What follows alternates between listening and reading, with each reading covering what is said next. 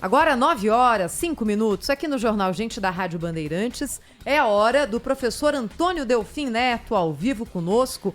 Bom dia, professor. Seja bem-vindo. Tudo bem com o senhor? Bom dia, Thaís. Bom dia, mesa, e bom dia ao Brasil. Bom dia, professor. O senhor enxerga com clareza qual é a principal proposta econômica desses vários pré-candidatos que já estão aqui cada vez mais se colocando no mercado dos votos? A campanha esse ano é que começou mais cedo. Só consegue contar para o nosso ouvinte o que o senhor absorve da proposta de cada um deles? O senhor sempre fala para a gente, né, professor, que falta projeto para o Brasil. A gente já tem esses projetos com clareza do que vai ser colocado na corrida eleitoral do ano que vem? É interessante, hoje mesmo, você observa um dos fortes candidatos, dizemos, o Brasil precisa de um projeto. Ele não tem projeto nenhum. Ele está propondo que os outros apresentem um projeto.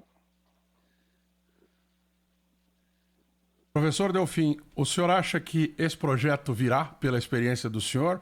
Ou vai ser aquela conversa meio superficial dos mais à direita dizendo que tem que privatizar, tem que gastar menos, e os mais à esquerda, se bem que, como o senhor explicou, não é assim tão à esquerda, né? Dizendo que o Estado tem que ser fortalecido e daí nós vamos ter que descobrir só depois da eleição. Na verdade, eu acho que era preciso, realmente, que a sociedade pudesse escolher entre os vários projetos que os candidatos estão dispostos a realizar.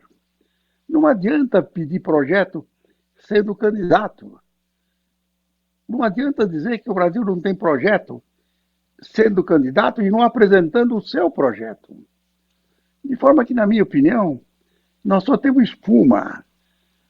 Não tem nenhum candidato realmente que tenha uma ideia de onde o Brasil está e para onde o Brasil tem que ir ou precisa ir, para que a sociedade possa escolher entre eles aquilo que seja mais razoável, ou que ela acredite que é mais razoável.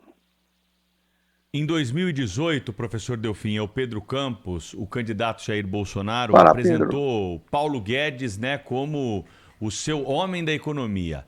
O ex-ministro Sérgio Moro, que está se aventurando na política, né, e está se mostrando aí já com intenções de disputar a presidência da República, se filiou a partido político, já está falando como candidato, escalou Celso Pastore como seu homem da economia, né?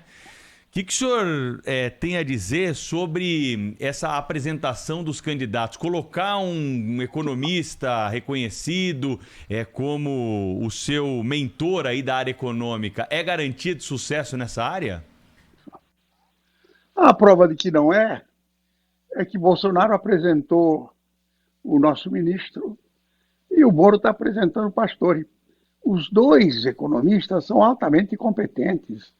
O Pastore é seguramente um dos mais brilhantes economistas brasileiros, como é o Guedes. Isso não significa nada, isso é pura espuma.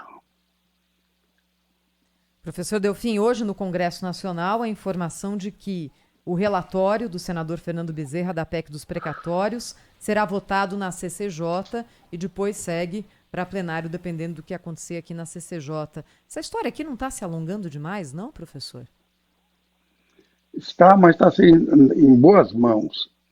O senador que cuida disso é provavelmente um dos mais competentes senadores do Brasil.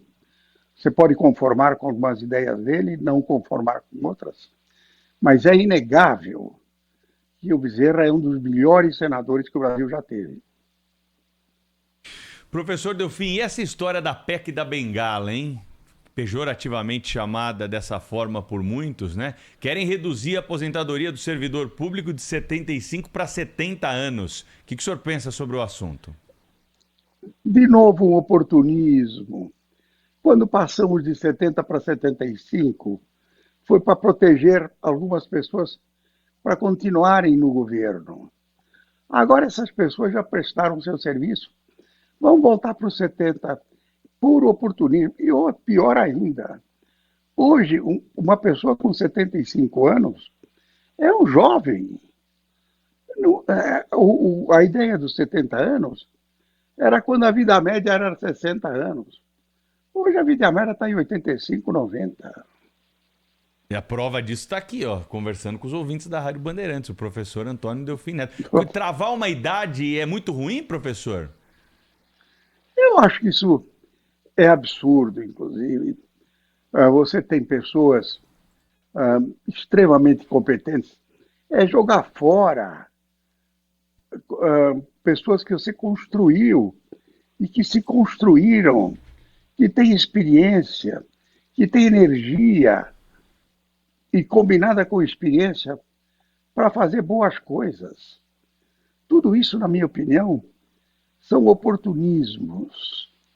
Era 70, passou para 75, porque era conveniente naquele momento, e agora, afinal de contas, os de 70 não querem mais esperar 75.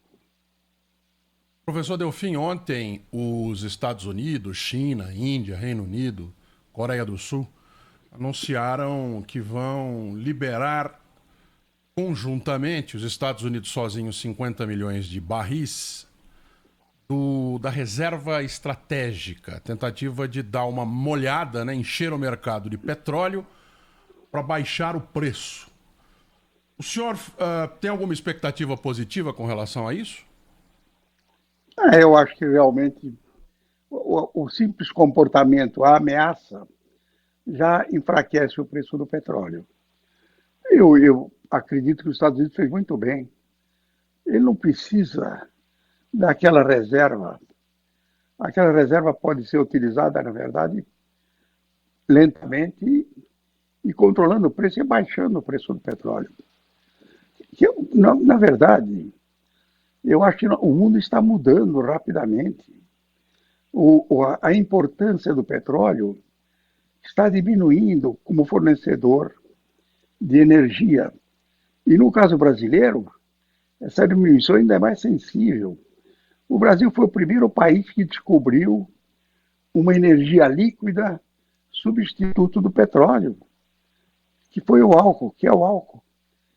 Nós somos o único país do mundo que tem hoje uma indústria, uma ciência bem desenvolvidas para substituir o petróleo, que é o álcool.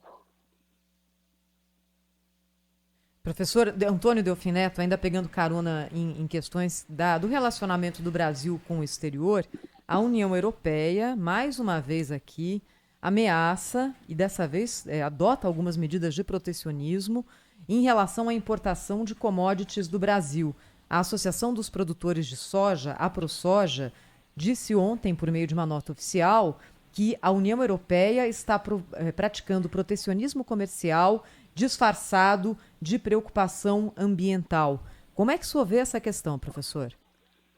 Eu acho que nós temos toda a razão. A Europa é a coisa mais cínica que existe.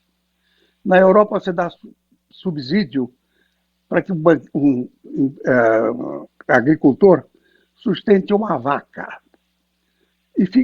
E tudo isso para proteger a agricultura e o setor animal na Europa.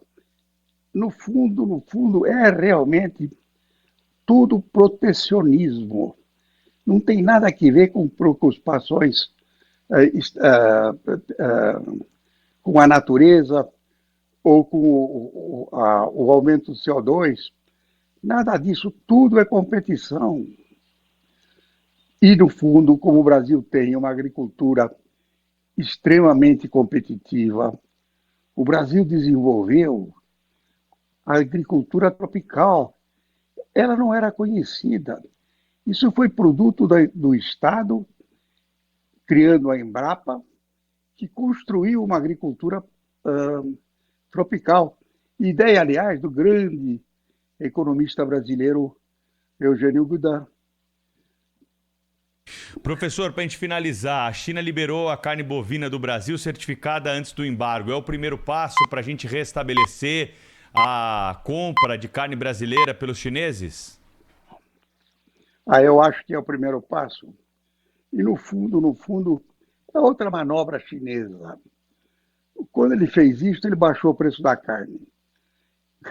Chinês sabe o que faz. Professor Antônio Delfim Neto, sempre conosco aqui no Jornal Gente da Rádio Bandeirantes. Mais uma vez, obrigada, professor. Bom restinho de semana aí pra gente, hein? Bom restinho para o Brasil e para vocês.